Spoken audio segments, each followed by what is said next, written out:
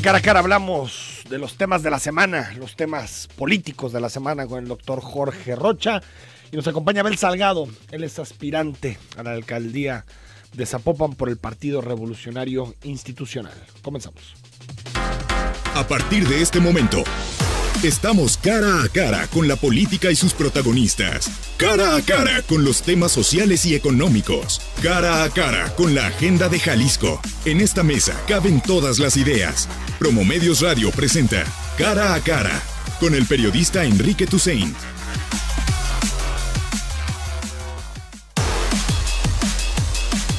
9 de la mañana con 5 minutos. Estamos en viernes 12 de enero. Se nos fue esta segunda semana del año 2018 con un tema que sacudió el debate político en nuestro país en las últimas horas. Desde el miércoles pasado, la renuncia de Miguel Ángel Osorio Chong. Se fue el poderoso secretario de Gobernación. Si usted recuerda, ya parece la prehistoria, pero si usted recuerda, cuando comenzó la administración de Enrique Peña Nieto, habían dos hombres fuertes, dos brazos fuertes de la administración: el económico, Luis Videgaray, y el político y de seguridad, Miguel Ángel Osorio Chong. Y detrás del secretario de Gobernación, en su lugar llegará Alfonso Navarrete Prida, pues quedan los resultados muy negativos, o los estados muy negativos de una gestión bastante cuestionada. De entrada, cerramos 2017 con 30,000 homicidios, derivados de 25,000 carpetas de investigación. Cerramos también con 33,000 desaparecidos, zonas ingobernables del país, incremento de 7% en los secuestros, 16% en las extorsiones, y una estrategia, lo pongo así entre comillas, que fracasó. Y también este invento del peñanietismo de llevar la seguridad a la Secretaría de Gobernación, pues también demostró su fracaso. Saludamos al doctor Jorge Rocha, que nos acompaña con su análisis. Jorge, ¿cómo estás? Hola Enrique, Abel, buenos días a la gente que nos escucha. Pues fíjate que sí coincido plenamente contigo. O sea, bueno, Osorio Chong ya lo sabíamos que tenía sus días contados en la Secretaría de Gobernación. ¿Por qué? Porque bueno, ya entramos en pleno proceso electoral. Parece, según dicen los trascendidos, que va a competir por una senaduría. Pero él, y también hay que decirlo, Luis Miranda, el recientemente nombrado secretario de Desarrollo Social, también se va de su cargo, y seguramente los dos pues se van a meter de lleno. Oye, competir es un dicho, ¿no? Es un decir, porque pues va en la lista nacional. Claro, va en la pluri, ¿no? Sí.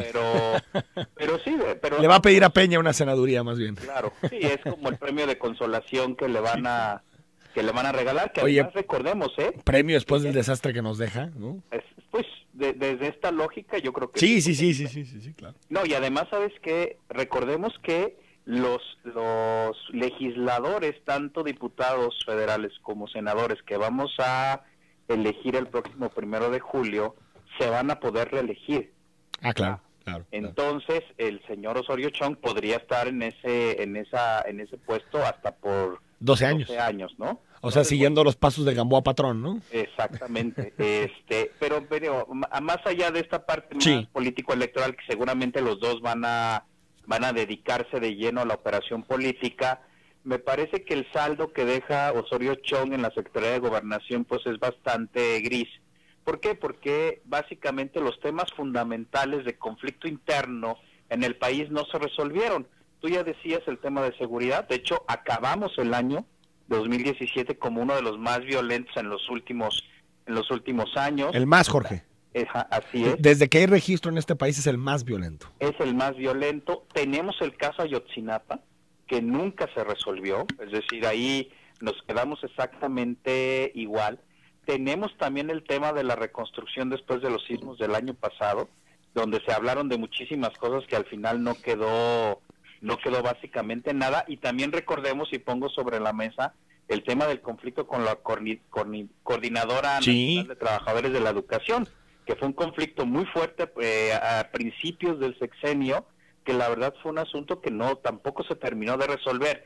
Es decir, desafortunadamente en la gestión de Osorio Chong, pues los grandes problemas de política interna de México pues no se resolvieron, y por eso yo digo que es una gestión bastante gris. No es un asunto que solamente, digamos, impactó en la opinión pública y el círculo rojo, pero la verdad es que para el resto de los ciudadanos que no vieron prácticamente ningún avance en este sentido, pues el asunto pasó de noche. Y me parece, vuelvo a repetir, muy desafortunado que hayamos perdido 5 años en un país donde tenemos tantos conflictos políticos internos, donde hayamos tenido una Secretaría de Gobernación que no atendió de la manera suficiente y debida este tipo de problemas, y que la verdad su interés estaba básicamente colocado en la parte electoral, ¿no? No, totalmente. Vamos a decirlo así, todo el año pasado, el secretario de Gobernación pues estuvo placeando, intentando colocarse como el delfín de Peña Nieto para la elección. Finalmente no sucedió así, y bueno, y ahora, como lo decimos, pues va a tener de premio de consolación esta senaduría que, vuelvo a repetir, se podría extender hasta por 12 años. Claro, ahora qué bueno que amplías, Jorge, el abanico, porque digamos que la mayoría de los análisis sobre Miguel Ángel Osorio Chong se han centrado, o nos hemos centrado, en la seguridad, porque está claro que son los indicadores más condenables, más cuestionados, pero también es cierto que la política interna en general tiene que ver con la representación y con la investidura de Miguel Ángel Osorio Chong, desde el caso Ayotzinapa, la coordinadora nacional, pero incluso hasta otros debates, Jorge, que de pronto parecen un poquito más soterrados, pero por ejemplo la libertad de expresión, la ley de seguridad interior, todo ese tipo de temas, pues también pasaron por la oficina de Miguel Ángel Osorio Chong. Creo que buena parte de esta regresión autoritaria que estamos viendo en muchos espacios de la vida pública también se explican por la presencia de Osorio Chong, ¿no? No, sin duda alguna. Y sabes qué, y a propósito de estos temas que incluye el asunto de la grave crisis de derechos humanos que tenemos en el país, donde tanto la Comisión Interamericana de Derechos Humanos como el Consejo de Derechos Humanos de la ONU nos han señalado reiteradamente, México tiene una grave crisis de derechos humanos. La posición que utilizó el gobierno federal, en este caso Osorio Chong y el propio presidente, fue la negación, ¿eh?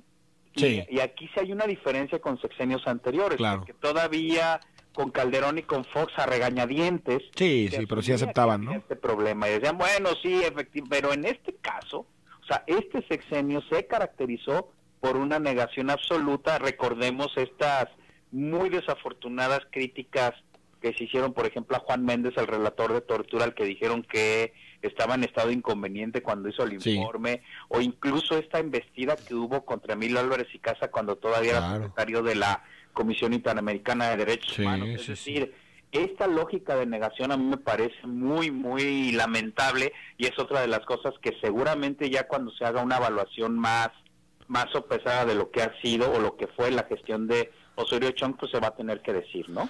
Hoy otro elemento, Jorge Rocha, importante en el debate político esta semana fue lo que sucedió el martes por la noche en Cañadas de Obregón, recordando por ahí de las 18 horas del martes. Enrique Alfaro con su equipo de logística, estaban haciendo campaña en la zona de Los Altos, fueron detenidos por policías estatales. Las dos versiones ahí chocan. El equipo de Enrique Alfaro dice que fueron detenidos de forma violenta, que fueron enfuscados, incluso que violando los protocolos y el debido proceso. Y por otro lado, el gobierno del estado responde diciendo que no, que se siguieron todos los protocolos, solamente se identificaron y los dejaron ir. No sé con qué sabor de boca te quedas, Jorge, después de esta discusión que tuvimos. Si crees que está asegurada si tenemos garantizado, si puede haber garantía de seguridad para los candidatos, si crees que se tienen que acatar mejor los protocolos, si crees que Enrique Alfaro hizo teatro después de esta detención. ¿Qué te parece en general lo que sucedió esta semana?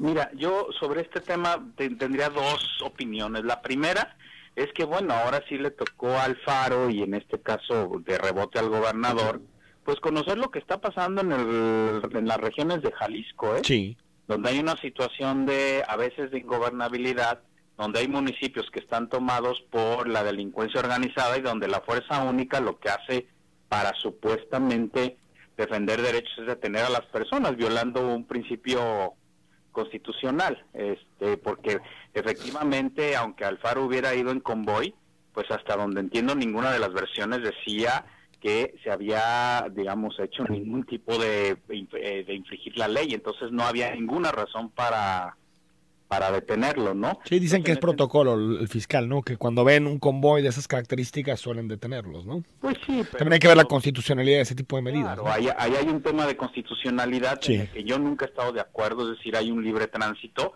y salvo que haya una infracción de ley o que se haya señalado que el convoy fulano de tal hubiera perpetrado algo, pues entonces sí hay... Sí, el sospechosismo no está en ninguna ley, ¿no? Exactamente, ¿no? Sí. Entonces yo creo que ahí tenemos un problema. La otra es que yo sí creo que hay en ciertas regiones del estado podemos tener ciertos problemas de seguridad. Sí. No hablo solamente para los candidatos a gobernador, estoy hablando de los candidatos a presidentes municipales. Bueno, acabamos de ver el desafortunado y muy condenable asesinato de un diputado local que quería contender por un municipio, ¿no? O sea, eso ya te está hablando, o la muerte también de un activista en la Huerta, ¿no? Sí. Estamos hablando de una situación de posible violencia política que por supuesto se tiene que atender, ¿no? Se tiene que establecer, digamos, medidas, obviamente no entrar en el pánico, porque eso lo único que genera es abstención electoral. Hay No, que totalmente, decirlo sí, también sí. con toda claridad, pero no podemos dejar de lado que efectivamente hay zonas del estado donde sí hay unos niveles de violencia muy, muy preocupantes y que por supuesto pueden afectar el ambiente electoral, ¿no? Oye, Jorge, yo creo que también afinar la comunicación, me parece que digamos, a través de la intermediación del Instituto Electoral, hay que recordar que el IEPC tiene la facultad de intermediar en estos temas de seguridad para candidatos, también tiene la posibilidad, digamos, de formar mesas de comunicación para que se discute este tema. Me parece que también detrás de todo este debate, pues se tienen que afinar mejor los canales de comunicación de todos los candidatos, se llamen como se llamen, ¿no? Totalmente de acuerdo, Enrique, y no solo eso, yo sí creo, si te acuerdas hace, si mal no recuerdo, hace unas 3 o 4 elecciones, Sí. hubo un grupo de ciudadanos que propuso el pacto ético político, que era... Un pacto de civilidad, ¿no? Sí, una exhortación a los candidatos de aquel momento a que hicieran una campaña civilizada, donde obviamente siempre va a haber críticas, digo, eso es parte connatural de una campaña política, Sí. pero por supuesto que eso no puede rayar en descalificaciones a la vida personal de los candidatos, no puede caer en la difamación, no puede caer en el daño moral, no podemos caer en las ahora tan famosas fake news. Entonces yo sí creo que necesitamos un nuevo pacto de este tipo, de civilidad, pero donde no solamente estén los partidos políticos, yo creo que tiene que ser un pacto también sostenido desde organizaciones de la sociedad civil, desde la academia, desde grupos empresariales, es decir, todos tenemos que contribuir a que este escenario se propicie y se dé, porque efectivamente, igual si la sociedad le damos vuelo a estos, digamos, este tipo de conflictos, pues lo único que vamos a hacer es... Sí, desencanto, hartazgo, ¿no? Abstencionismo. A que se sigan pegando y que la gente se desentienda del tema político. Entonces yo sí creo que necesitamos un pacto con esas características. Oye, Jorge, antes de despedirte hay que recordar que el 24 de diciembre pasado se eligió en el Congreso, se nombró más bien en el Congreso al fiscal anticorrupción, a Gerardo de la Cruz. Sin embargo, por un amparo interpuesto por Gabriel Valencia, hermano de Augusto Valencia, no ha podido ser, digamos, no ha podido tomar protesta como se debe. Claro. Ya hubo un diálogo esta semana entre Gabriel Valencia y organizaciones de la sociedad civil. Incluso en estos días el gobernador del estado puso un tuit pidiendo que ya se llegue a un acuerdo en este tema. Me parece que más allá de si le van a dar o no la suspensión definitiva, creo que aquí los objetivos de un particular están entorpeciendo todo un proceso que es fundamental para Jalisco, que a partir de los próximos días tengamos un fiscal anticorrupción, ¿no? No, mira, totalmente de acuerdo. Yo, bueno, coincido con las voces que se han pronunciado pidiéndole al que se desista, Valencia, ¿no? Que se desista, ¿no? Yo creo que lo tiene que hacer ya.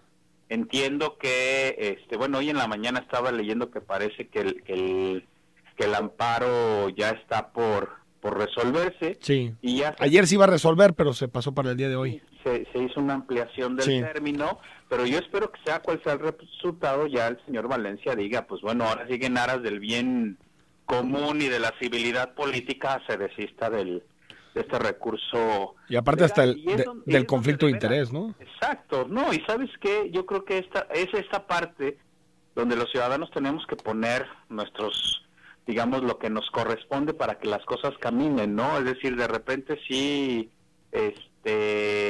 entiendo las razones por las cuales coloca este recurso, pero creo que a estas alturas del partido es completamente innecesario y, como bien dice, está entorpeciendo un proceso que todos queremos que avance, ¿no? Jorge Rocha, como siempre, un abrazo. Muy bien, pues buen fin de semana y nos vemos por ahí la próxima. La próxima semana aquí nos vemos. Que estén muy bien, hasta luego. Muy buen fin de semana. Ahí está el doctor Jorge Rocha, académico del ITESO, con su opinión sobre la salida de Miguel Ángel Osorio Chong, lo que sucedió en Cañadas de Obregón esta semana y el tema del fiscal anticorrupción. Ya está con nosotros Abel Salgado. Vamos al corte. Te recuerdo el WhatsApp 33 18 80 76 41. Escríbenos, coméntanos, mándanos críticas, recomendaciones, lo que gustes. Las vías están abiertas.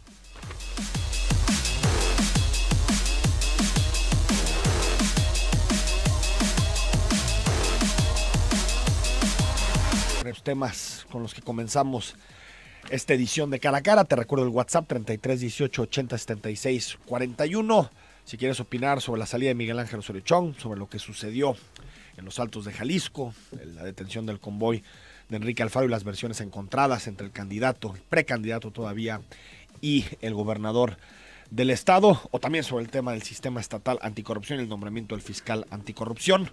Están abiertas las vías de comunicación. Abel Salgado, precandidato a Zapopan del PRI, ¿cómo estás? Enrique, muy bien, muy buenos días, con un gran gusto de estar aquí en Cara a Cara, saludando a todo tu auditorio y pues tener la oportunidad de platicar de todo lo que venimos trabajando ya en esta precandidatura del PRI en busca de la candidatura a la presidencia municipal de Zapopan, una precampaña que iniciamos el 3 de enero y en donde hemos estado trabajando de manera muy intensa, primero al interior del partido, en consolidar la unidad, en tener un diálogo abierto, franco y muy fluido con las diferentes expresiones políticas, que no son pocas, por cierto. En Zapopan se caracteriza el prismo de Zapopan por ser muy diverso, muy plural, con una gran participación, y estamos en esta ruta de tener encuentro y diálogo con absolutamente todas las expresiones que nos permita ir identificando la visión y la percepción que tiene el prismo de la política local y del acontecer local, y por supuesto también ir incorporando y sumando a todos estos grupos. ¿Eres precandidato único? Soy precandidato de unidad.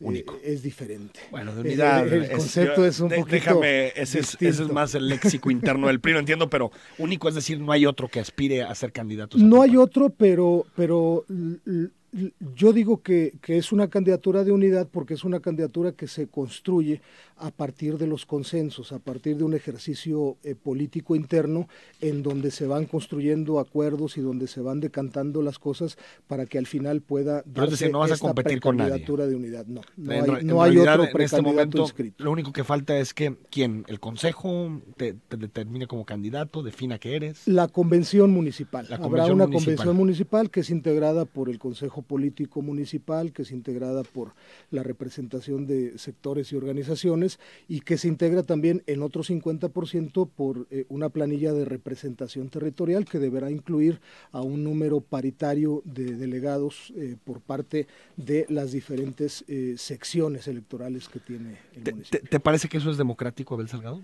Es un método interno muy justo, muy equilibrado, donde tiene la posibilidad de expresarse las estructuras sectoriales, los organismos al interior del partido y donde de igual manera se toma en cuenta la opinión de los militantes y de los liderazgos que en las colonias o en el territorio pues tienen un trabajo y tienen una presencia indiscutible.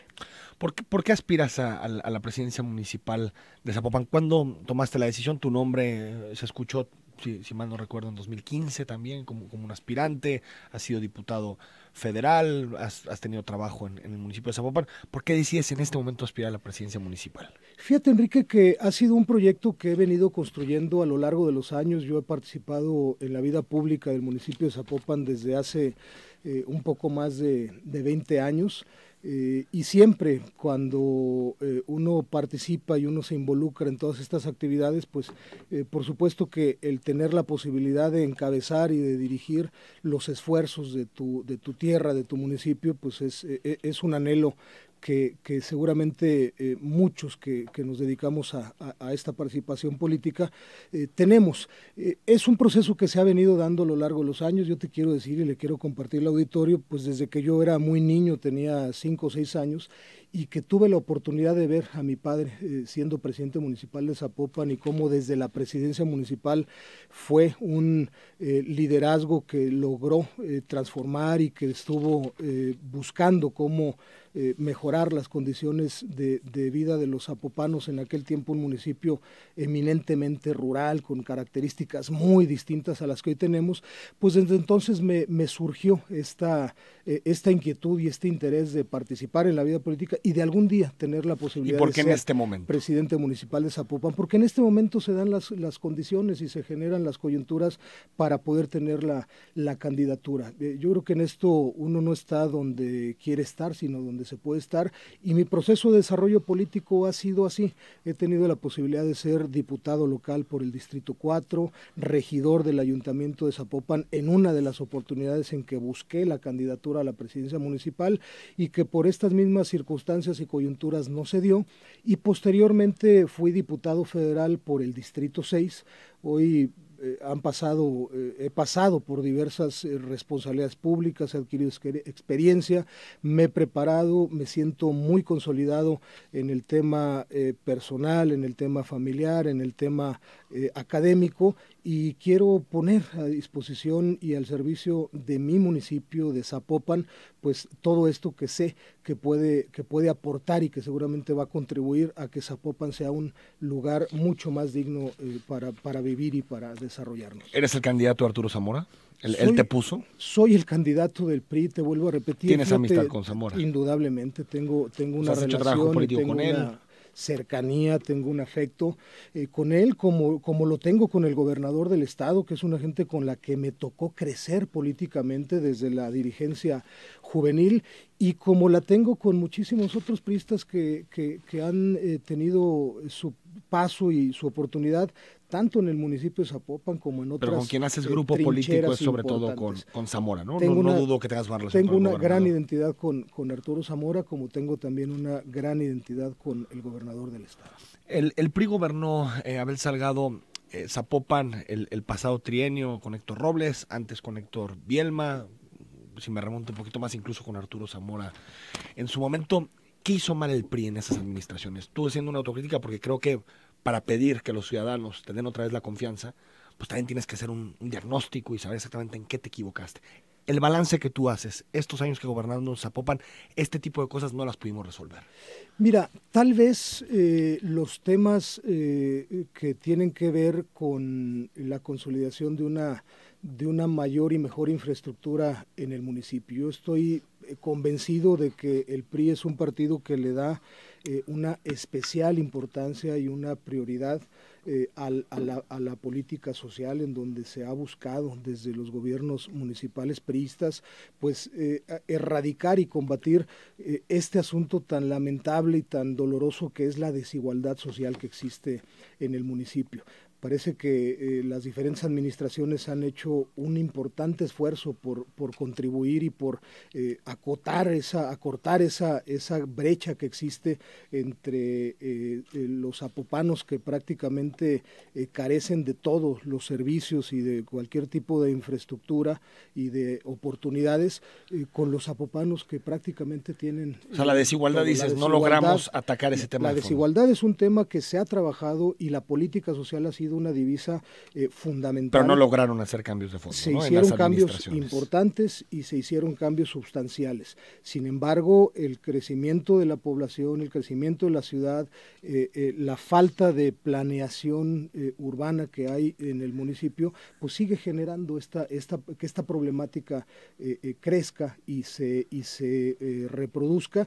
Pero yo estoy convencido que los gobiernos priistas que han antecedido en administraciones han sido gobiernos que le han dado, sin duda alguna, la posibilidad a Zapopan de transformarse, de ser una villa maicera, de ser un municipio eminentemente rural, a ser lo que es el día de hoy, una gran ciudad incorporada a la zona metropolitana de Guadalajara, que evidentemente pues carece de muchas cosas aún, y en donde hoy por hoy veo que la política social no es un tema prioritario. Por ejemplo, en materia de seguridad, ¿te parece que la administración de Héctor Robles, de Héctor Bierman, dio los resultados adecuados? Viendo los datos, los indicadores que arrojan esas dos administraciones. Me parece que hicieron muy buenos esfuerzos y que implementaron acciones y políticas públicas que permitieron en su momento prevenir el delito con un aceptable nivel de eficacia.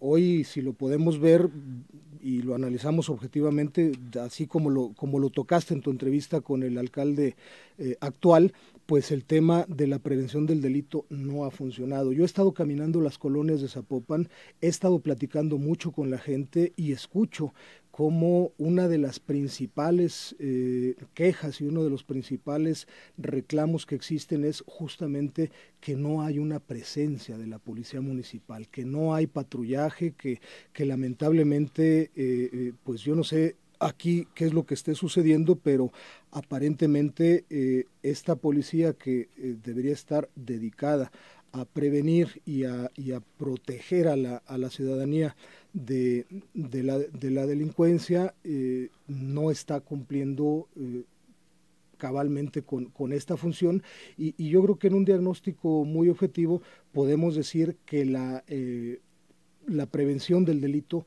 no está dando los resultados. Pero tampoco esperados. en ese tiempo, ¿no? En el tiempo que gobernaba Héctor Robles. ¿O te parece que en el tiempo que gobernaba Héctor Robles sí? Yo creo que se dio... Porque los datos dicen que no. Yo creo que se dio en una mayor proporción y se obtuvieron mejores resultados de los que hoy se están obteniendo en esos rubros. Vamos al corte, 9 de la mañana con 34 minutos. Al regreso seguimos platicando de este y más temas con Abel Salgado.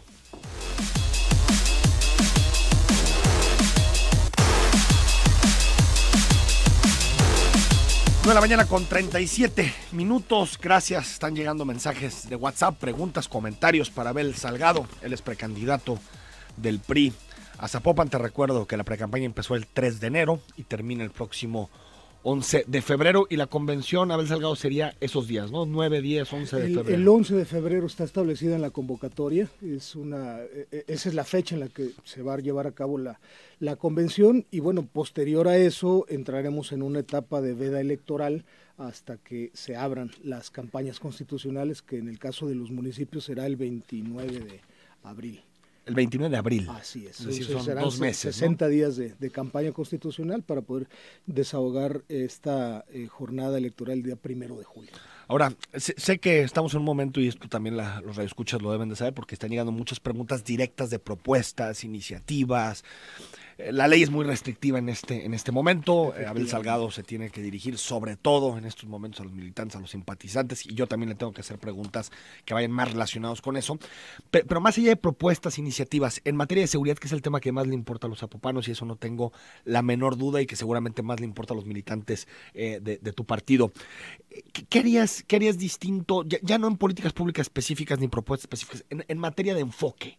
Es decir, esta administración, las comisarías con Roberto Alarcón, ¿en qué han fallado que tú no repetirías desde tu punto de vista? Mira, yo considero que ha habido una incapacidad para poder obtener y bajar recursos federales que hay etiquetados y que hay en cantidad suficiente para poder fortalecer a las corporaciones policíacas, y en este sentido me parece que una de las grandes deficiencias que existen hoy por hoy en el tema de seguridad pública de Zapopan es justamente el equipamiento. Me parece que la incapacidad de la policía de llegar, yo estoy consciente de que tenemos muy buenos policías, creo que hay que reconocerles en la medida de las limitaciones propias que tienen en materia de equipamiento, en materia de patrullas, en materia de uniformes. Bueno, pues que están haciendo un gran esfuerzo, pero lamentablemente pues no existen las patrullas suficientes, no existen los elementos suficientes. Es muy probable que muchos de ellos no tengan las herramientas necesarias y adecuadas para poder llevar a cabo su trabajo.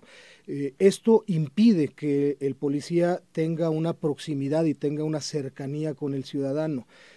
Muchos ciudadanos, muchos zapopanos me comentan, es que no conocemos a los policías o no conocemos al comandante que tiene bajo su responsabilidad esta zona, es difícil que los veamos. Me parece que ese es el tema que hoy tenemos que trabajar, un modelo en donde se pueda consolidar toda la parte de equipamiento y los vehículos necesarios para que la policía pueda tener acceso y pueda estar presente de manera regular en las colonias, en esta prevención del delito y en esta interacción con el ciudadano, que vaya generando vínculos de comunicación, que vaya generando vínculos de confianza que justamente permitan pues erradicar este tipo de delitos a los que se debe dedicar a combatir la corporación municipal. Tú fuiste diputado federal hace poco, Abel Salgado. ¿En qué años fuiste diputado federal? 2012, 2015, en la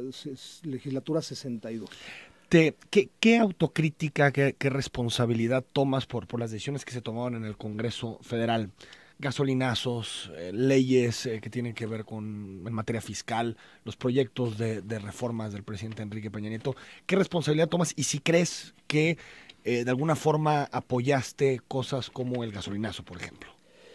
Mira, yo te debo decir y le debo decir con una gran claridad al auditorio que las reformas estructurales que vivimos en la legislatura anterior y que hoy están ya vigentes fueron medidas altamente responsables. Eran reformas que se habían venido postergando y que se habían venido difiriendo a lo largo de los años. México no puede estar ajeno al contexto global, México no puede estar ajeno a la evolución que está teniendo el mundo, y todas estas reformas evidentemente que en su momento se tomaron como parte de una serie de decisiones muy importantes para el país, que nos están permitiendo mantener de cierta manera una estabilidad y un rumbo claro y definido. Hay que consolidarlas, hay que esperar y hay que tener el tiempo suficiente para que estas reformas nos empiecen a repercutir en resultados positivos a los mexicanos. Pero yo estoy seguro de que estamos en la ruta adecuada, de que estas reformas que ya están en marcha están generando las condiciones para que el país tenga competitividad, para que podamos seguir atrayendo inversión, para que podamos ofrecer certeza jurídica y que finalmente todo esto se traduzca en bienestar y en oportunidades para y en el caso del gasolinazo, mira, ¿se equivocaron ustedes, Abel? Definitivamente no, esta no fue una decisión que me hubiese tocado a mí ya como legislador, pero yo estoy muy consciente. ¿Pero sí te tocó votar la reforma energética? Voté la reforma energética. Que es parte fundamental del tema porque cambia la forma en que se determina el precio. Y debemos decirlo con claridad, las gasolinas en este país tenían un altísimo porcentaje de subsidio. Ese subsidio lo estábamos pagando todos los mexicanos. Ese subsidio lo pagaba el que no tiene vehículo, lo pagaba quien no utiliza transporte privado y me parece que es injusto. Finalmente, hoy lo que se está haciendo es que cada persona que tiene un vehículo y que requiere de combustible, pues pague el precio justo sin que los que no lo utilizan o quienes no tienen este tipo de transporte, pues lo estén subsidiando. El precio justo con el 40% de impuestos, que es el IEPS en este momento, 38.7%. Pero finalmente... Es que creo que pasamos de un modelo hipersubsidiado, con el que tú decías, sobre todo durante el sexenio de Felipe Calderón, pasamos a un modelo de altísimos impuestos, de golpe. A ver, Enrique, el problema es que hay todavía un gran porcentaje de la población que no se ha incorporado a la formalidad. Yo creo que la apuesta de todas estas medidas y de todas estas reformas es ampliar la base gravable, a generar una cultura de contribución y a propiciar que cada día más mexicanos se vayan incorporando en el esquema de la formalidad, y que en la medida en que cada quien vayamos pagando y cumpliendo con nuestras responsabilidades fiscales, pues se vayan reduciendo también las cargas impositivas que se tienen que dar, porque no hemos sido capaces, lamentablemente, de tener esta cultura del cumplimiento entonces, fiscal. Si mañana te vuelven a poner el IEPS sobre la mesa, te vuelven a poner la reforma energética sobre la mesa, ¿la volverías a votar a favor? A ver, yo estoy convencido de que todas estas medidas son medidas que hoy nos están dando al país estabilidad y rumbo claro, que son medidas que eran necesarias y que se habían postergado durante muchos años, pateando el bote y difiriendo, porque no se estaban asumiendo como una responsabilidad de Estado. Yo celebro que el régimen actual, que este gobierno haya decidido asumir esta responsabilidad de Estado con una visión de mediano y de largo plazo, y que se haya atrevido a tomar decisiones no en función de su popularidad, sino en función de verdaderamente darle al país los instrumentos para poder transitar en una ruta. Pero sí reconoces que golpeó el bolsillo de los ciudadanos. Sin duda alguna. Y que alguna, generó inflación. Terminamos 2017 como el año con más inflación en los últimos 25 años. Son medidas dolorosas, son medidas impopulares, pero a final de cuentas... O sea, ¿te parece que a largo plazo...? Que son medidas necesarias para poder resolver muchos de los problemas que veníamos arrastrando en un mediano y en un largo plazo. Yo creo que se está pensando en las futuras generaciones, se está pensando en el destino de nuestro país para los próximos 20 o 25 años. Vamos al corte, estamos con Abel Salgado, al regreso le trasladamos tus preguntas.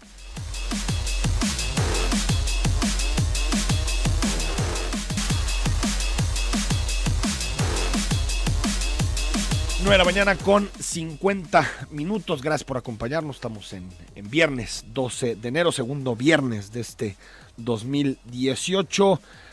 Un saludo a Raimundo, que nos escribe. Dice: buen día, Enrique, saludos a tu invitado y excelente programa como siempre. 2 comentarios de mi país. El señor Lozano llama pequeño dictador al señor Anaya y chapulinea con la dictadura perfecta. ¿Dónde está la congruencia? Y segundo comentario: es como cada 6 años el presidente saliente otorga permisos, concesiones, regalos para sus amigos, firma lo que más puede, deja su camino listo para seguir robando, después salir. Saludos y excelente fin de semana. Enrique, sí, después platicamos del caso Javier Lozano y su conflicto, que creo que no tiene que ver solo con Lozano, sino con el calderonismo en general al interior de Acción Nacional. Blanca Moreno: Enrique, muy buenos días. Creo que cuando estuvo Héctor Robles les faltó esfuerzo. Tu invitado dice que hicieron mucho. En mi punto personal le faltó, pues tuvo una experiencia mala con dicha persona. Una pregunta para tu invitado, Abel Salgado: ¿por qué tendría que darle mi voto si en este momento el PRI es el partido más corrupto? Te pregunta.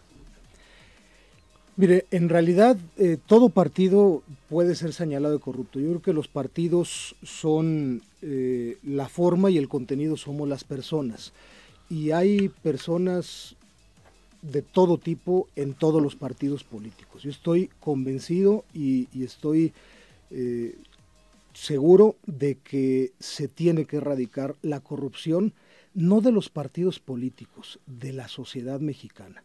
Creo que se tiene que combatir fuertemente la corrupción y se tiene que erradicar también la impunidad, porque la impunidad provoca corrupción, porque al saber el ciudadano, el funcionario, que no va a recibir castigo y no va a haber sanción por un acto de corrupción, pues esta práctica se va reproduciendo y se multiplica. Carlos Ibarra: señor Salgado, primero, ¿qué propone para que la policía sea más cercana? Segundo, el gasolinazo afecta a todos los mexicanos, no solo a los que tienen vehículo. Y sin duda los más golpeados son los más necesitados, porque suena pretexto. Y por último, ¿por qué no buscar austeridad en la clase política, sueldos, bonos y prestaciones privadas? A ver, son muchos temas, Carlos. Uno, el asunto de cómo hacer que la policía sea más cercana. Hay que ser creativos, porque acuérdate que estamos en un momento donde no se puede proponer nada por una lamentable ley electoral. Segundo, el caso del gasolinazo, Abel, que ya lo platicamos. Y tercero, el asunto de la clase política, los sueldos, los bonos y prestaciones. ¿Hay que reducirlos? Definitivamente. No debe haber privilegios, no debe haber ningún tipo de prebendas para nadie. Me parece que el servicio público es una actividad que debe tener una remuneración digna, pero que no es permisible ni es tolerable que haya excesos en los salarios y mucho menos en prestaciones, en bonos. Y sí coincides que el gasolinazo afectó no solo a los automovilistas, porque generó inflación, ¿no? Afectó el bolsillo de todos los mexicanos, indudablemente, afectó el bolsillo de todos los mexicanos, y hay que recordar, la gasolina venía subiendo mes con mes, algunos los 2 centavos, ¿no? Esas alzas mensuales ya se eliminaron, fue un golpe duro de un solo incremento, pero yo estoy convencido de que estamos en esa ruta y en ese camino para darle estabilidad.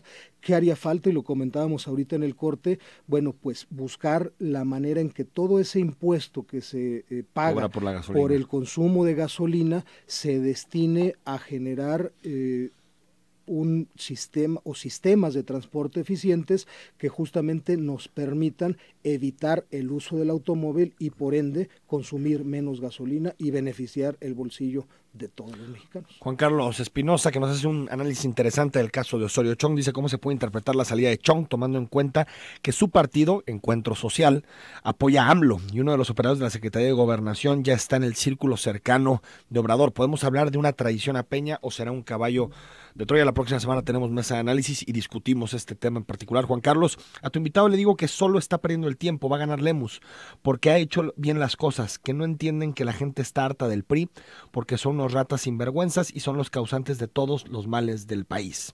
Dice, recuerda a tu invitado que se ha duplicado la gente que paga impuestos y que no se ve reflejada en esta recaudación. Este es el mensaje de Juan Carlos Espinosa. Marta González, podría entender y no lo entiendo el cobro de la gasolina, además se hacen ajustes a todos los programas sociales y pregunto, ¿por qué no se hace ajuste a los sueldos de los altos mandos, diputados, senadores, gobernadores, presidentes y todas las partidas que nadie conoce, pero que sabemos que están ahí y que le cuestan mucho a los mexicanos? Es decir, ajuste más allá de los programas sociales y el resto de temas. Raúl Zamora, ¿por qué no toman medidas mejor que todos los diputados, senadores, alcaldes, etcétera, se bajen los aguinaldos al 70%? Vean a Kumamoto que vive con el 30% de su sueldo. No sé qué opinas de eso.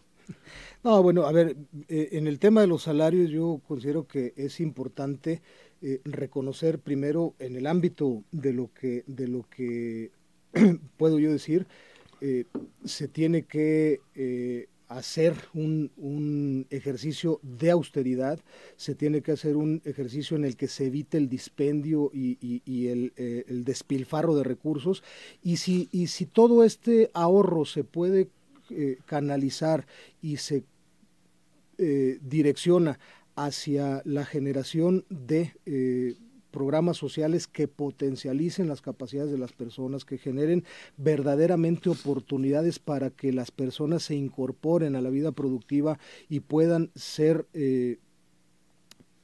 personas que efectivamente contribuyan en la cadena productiva. Creo que esa puede ser una alternativa muy interesante y muy positiva. Yo estoy totalmente de acuerdo en que debe haber austeridad, en que debe haber salarios decorosos, salarios justos, y que no existan partidas ocultas ni secretas, y mucho menos este tipo de bonos y de privilegios que tanto nos lastiman a las Emanuel dice, pregunto para el entrevistado, ¿qué va a hacer con el alumbrado público y qué opina sobre la suspensión de la concesión que el actual alcalde emesista dice que no existe? Eso por un lado, y segundo, que ¿qué opinas de la ratificación de mandato? Bueno, pues la ratificación de mandato es una figura que no existe en la ley, es un invento de quienes hoy están ejerciendo la responsabilidad en los gobiernos municipales para poder promocionarse. Hay que recordar que la figura que contempla la ley es otra, que hay tiempos legales, que hay mecanismos legales y jurídicos para poder interponerla.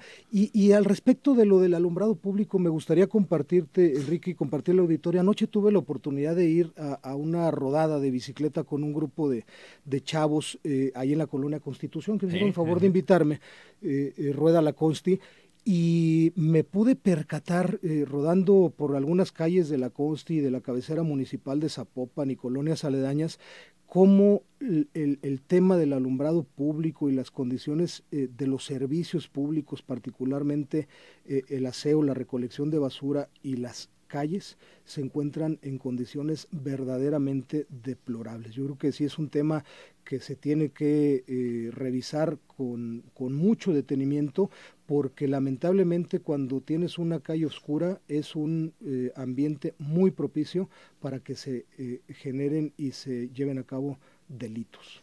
5072, buen día. Creo, yo soy habitante del Distrito 4.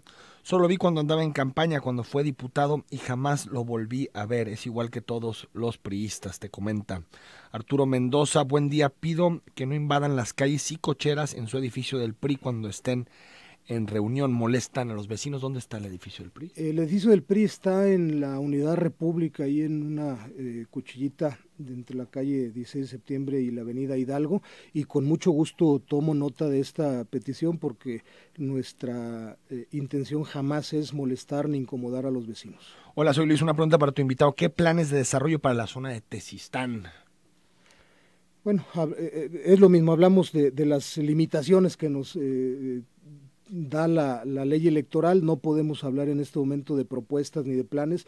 Por supuesto que los tenemos, y que todo este proceso de precampaña nos está dando la posibilidad de fortalecerlos, de enriquecerlos y de incorporar muchos planteamientos e ideas de militantes y simpatizantes del partido. En su momento lo vamos a hacer. Hay muchos proyectos y planes muy interesantes que pueden generar el desarrollo y la detonación positivamente de todo el valle de Tezistán, que hoy está ahorcado por su deficiente infraestructura vial y vías de acceso. Abel Salgado, quedaron muchos mensajes, muchas preguntas. Si nos ayudas a darles respuestas, te lo puedes pasar con tu equipo de comunicación para que toda la gente que nos escribió pueda tener una respuesta. Muchas gracias por haber estado aquí en Cara a Cara. Al contrario, Enrique, muchísimas gracias por este espacio. Nuevamente el auditorio, gracias por sus comentarios, gracias por sus puntos de vista, que tomaremos muy en cuenta y que estaremos tratando de responder muy puntualmente.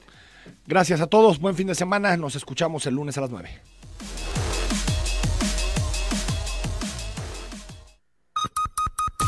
Puntualidad informativa. Canal Continental de Noticias. Cada hora